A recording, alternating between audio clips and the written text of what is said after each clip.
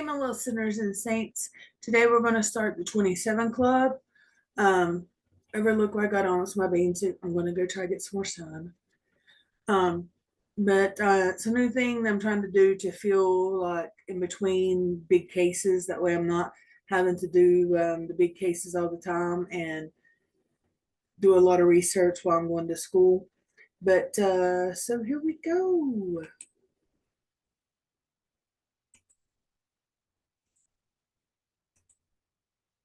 Click, click, click, click, click, click.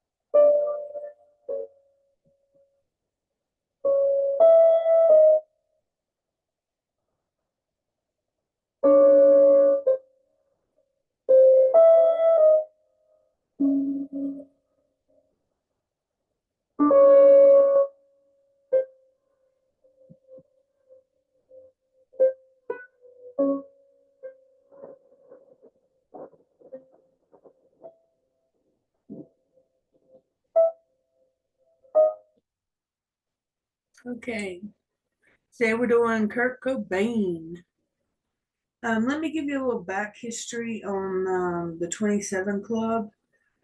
Um, the 27 Club refers to celebrities, mostly musicians, musicians who have died at the age of 27. This coincidence adds a layer of intrigue and infamy to already tragic events. Members of the club include Kurt Cobain, Brian Jones, Jim Morrison, Amy Winehouse, Robert Johnson, Janis Joplin, Jimi Hendrix, and more. I do have a list later on of the people.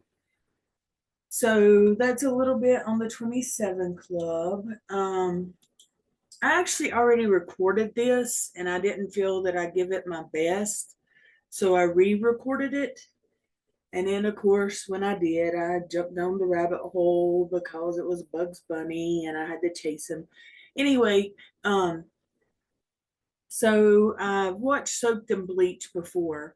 And so I watched it again to kind of give a little backstory on Kurt Cobain. So this is more of a little tiny deep dive into what happened to Kurt Cobain and the story that went with it. So it's not just a focus on the 27 Club, it's more a focus on the people in the 27 Club. I will be doing that for all of them. And if you've not watched Soaked in Bleach, I would recommend you go watch it. It's very good. I'm going to read a little bit on Kurt Cobain. On April 8th, 1994, Kurt Cobain, the lead singer and guitarist of the American rock band Nirvana, was found dead at his home in Seattle, Washington. Forensic investigators later determined he had died 3 days earlier on April 5th. The Seattle Police Department um, incident report stated that Cobain was found with a shotgun across his body and had suffered a visible gunshot wound to the head, and there was a suicide note that had been discovered nearby. The Seattle police confirmed Cobain's death to be a suicide. Following his death, conspiracy theories that Cobain was murdered was spread and reported to Federal Bureau of Investigation, partly due to an Unsolved Mysteries episode dedicated to Kurt Cobain's death. And obviously, he was from Seattle. Most grunge bands come from there, but I feel like after everything I've seen, that he didn't want to really stay a grunge band. I think he even says that in one interview.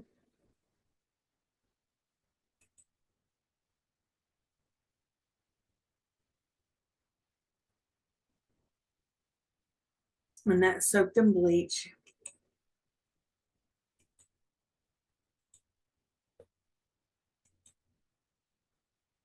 Now that's out of the movie. That's not obviously really Kurt Cobain.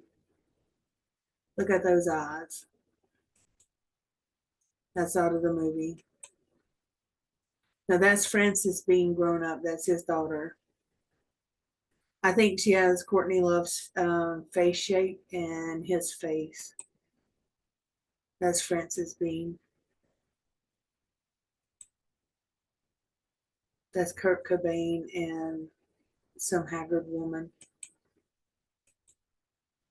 Of course, I've never been a fan of hers before Kurt Cobain. I always thought she was trashy. That's my opinion, and my opinion alone. And so don't come heckling. I like her songs, but I don't like her. And this is a picture. Okay, I want to look at this picture. And while this is a little grainy, to me, a gunshot wound to the head would leave more than a little blood right here. And I'm assuming that's what that is blood. Honestly, maybe he shot up there, but if you look at the actual picture, this is his thumb, but there's no blood. There's blood right here on his shirt, which honestly I thought was tucked in the reenactment or whatever that they did. The shirt was tucked in, and I don't see why. Maybe they said when the EMS got there, they realized that he was gone and they didn't try to resuscitate him. So I don't know why his shirt's open there. And these pictures that we're looking at, it took like 20 some or 30 some years before the Seattle Police Department actually developed them. And this is what we're seeing. What you're seeing here is that this is closed and all the drugs have been put back up. His ID, they said that left his ID out so people would know who he was. But it was reported that you could barely tell that. I mean, you could tell he had been shot, but you could recognize who he was. This is where the EMS pulled his ID out to see who he was, and they left it like that. He didn't leave it like that. This is the gun. And I don't know about y'all, but there's a lot of rust on this gun. A lot of rust. It kills me. Ah, no, I like Kurt Cobain. This was the bullets at the bottom of his feet. If you notice, it's closed.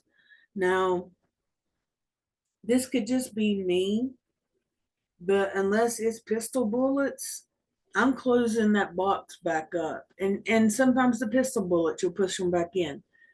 Um, so this makes me think that, let's say he did do this, that he took the bullets out or the bullet and he closed the box back up and then put it back in the bag.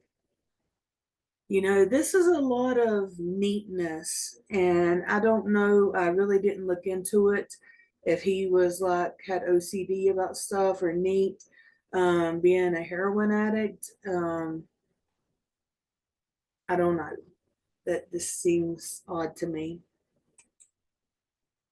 This was inside the box.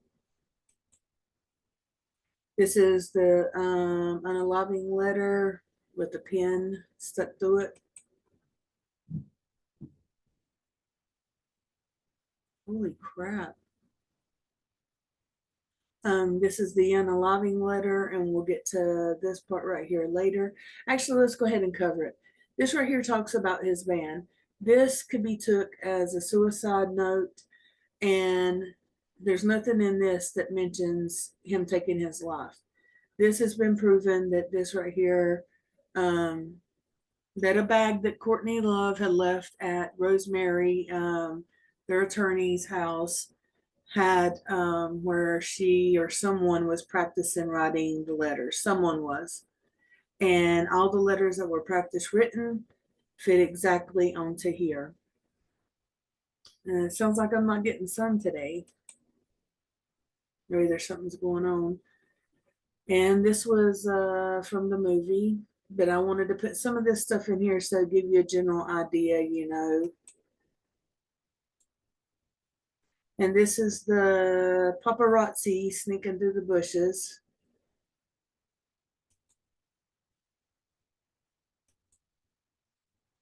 This is where they found his body.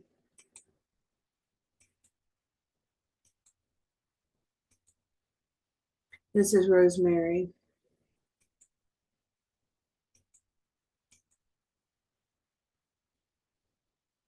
And there was the issue with the door being locked. It was one of those that you turn to lock. It was actually a greenhouse, and there was reports that there was a stool propped up, barricading the door. It was not. It was actually sitting in front of the doors, and the electrician had come to put up security cameras and found his body. He looked through a window and found his body. And that would be the death certificate. This is actually out, the house is like back in here, and they put up a bench out here in memory of Kurt Cobain, and people go by and they sit on it and write stuff, and I think that was pretty cool. We're gonna go back to a picture of Kurt.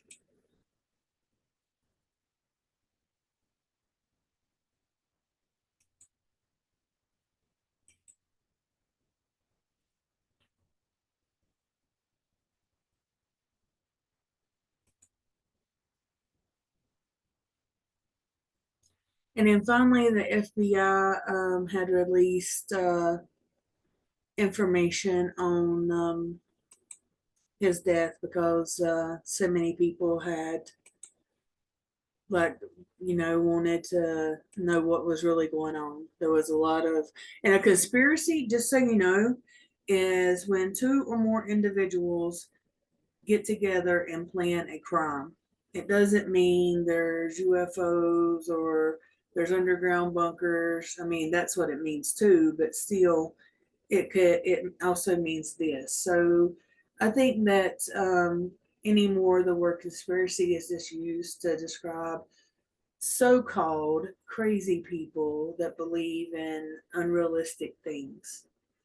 Okay, now we're going to go to Soaked in Bleach. This is all the information that I gathered from Soaked in Bleach.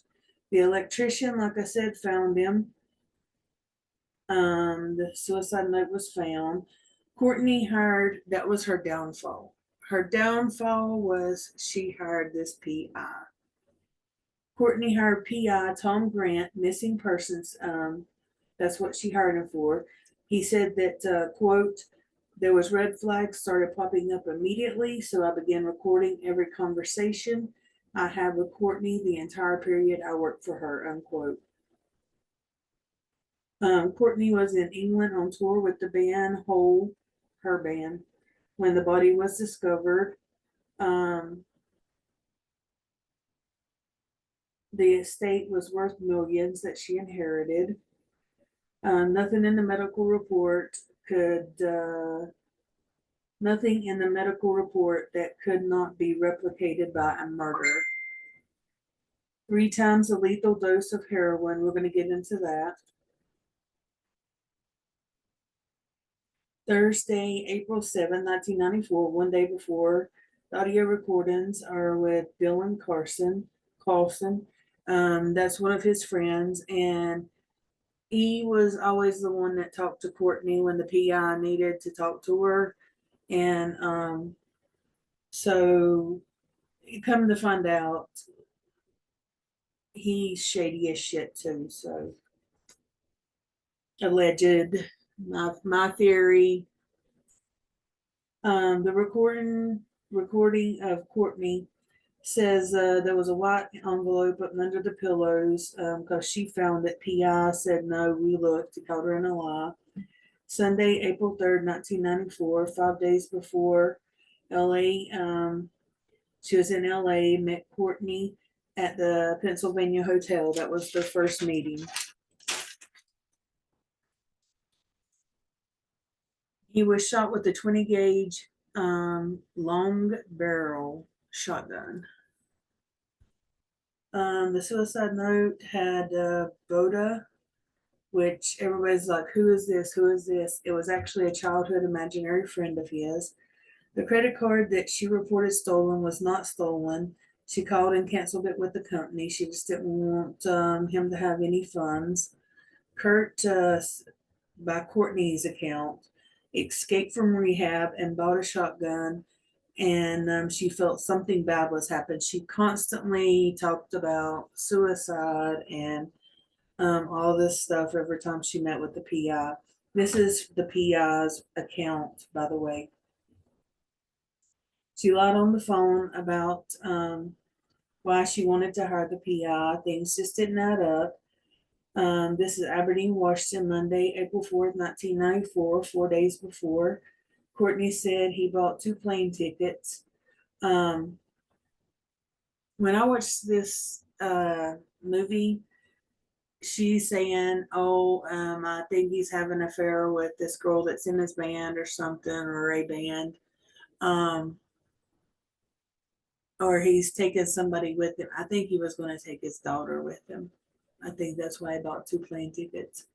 I think he was going to take his daughter with him. But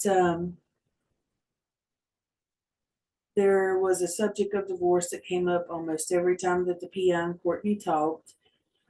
She was upset um, about Kurt not wanting to do Lollapalooza, said he could make 9 or 10 million, that she gave up her spot, said he could do it, but then she would tell him, oh, it's okay, don't worry about it. And said that he was just going to piss away that money, like this, he didn't want to do it. So there went $9-10 million. Tom had hours and hours of cassette tapes of recordings, called Seattle police and filed missing person report. Courtney did, but she filed it in his mother's name, Wendy Connor. And this was on April 4th, 1994. Called hotels and finally found out because she said that he would go stay in hotels and do drugs. And she named another name, but I didn't write it down. And one of them was Bill Bailey. Well, he actually found a hotel where Bill Bailey was registered, but Kurt wasn't there. Michael Callie DeWitt he was a living nanny for Francis Bean. Um, April 6th, 1994, 2 days before. Um, then we moved down to Thursday, April 7th, 1994, one day before. Now, Courtney states about hidden compartment shotgun, which she had never mentioned before. They go there, check the house. It's not there. She was wanting to know if they found the note that she was talking about. What they did find was a note that was written by Callie laying on the steps where they had been there the day before, and it was not there. Rosemary thought the letter was written by Callie, but thought that Callie already knew that Kurt was dead. Friday, Vecca Electric Company went to the house to do security lighting. Looked through the door, saw the body. There was a twist lock stool wedged in front of the door was what was reported, but it was only sitting in front of the double doors. Kurt was cremated 6 days after being discovered. Do not, I repeat, do not. I know it's cheap. I know people don't care. Don't cremate people if you ever have a suspicion of wrongdoing. Once you cremate them, it's over. There's no more. Waited 30 days to process shotgun for fingerprints. The police department did. Gave Courtney shotgun to be melted down. Allowed greenhouse and crime scene to be torn down. So that tells you a lot. I don't think that the general police department was in on any kind of conspiracy stuff, but there was one shady cop that they did fire. He said he fired him. Okay, heroin, heroin. This is the toxicological report. Heroin, he had 1.52 milligrams per liter. 1.52. 1 milligram of a heroin injection is equal to 0.006 milligrams blood morphine level. 5 is 0.035 milligrams. Most users at one time can use, people have been using it because I was like, he's probably built up a tolerance to this. So, yeah, he could use that amount and still function. And, that's still not ruled out. But when I've seen this, it kind of makes a little more sense. Most users can use 40 to 60 milligrams in one hit. 60 milligrams is 0.420. I thought that was odd. Milligrams. Kurt had 225 milligrams, which equaled 1.520 milligrams, which was 3 times the lethal limit. Autopsy report has never been released. For some reason, they're not releasing that. That is Freedom of Information Act. It is a public thing that you can access, and they have not released it still to this day. The shell that was found to the left of his body, which it should have been found on the right side. And my thought was that because I try to play both sides. Let's say he did commit suicide. What if it hit his arm and bounced to the left? It's possible. Anything's possible. I've learned that in life. Anything is possible.